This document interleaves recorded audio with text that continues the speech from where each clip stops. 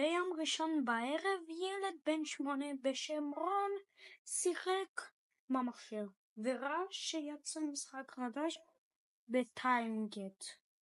טיימגט זה משחק שעובר למציאות, אבל לא יודע שבחוץ הרובוטים.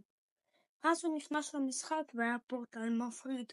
רון בהתחלה פחד, אבל בסוף התחיל להיכנס. אז רון קיבל משהו ממש איזשהו ממש קשה, אבל בזכות החשיבה שלו הוא הצליח לעשות את המשימה והגיע לאיזשהו מקום שבו היו זומבים, דם, אנשים זרוקים על הרצפה.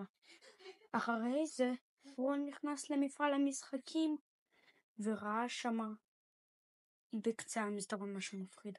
המשהו מפחיד היה רובוט נוראי, אנקיסטי ומפחיד. רון ניסה לעצור אותו. בסוף רון מצא נשק סודי ופגע לו בבטן. ככה נגמר סיפור.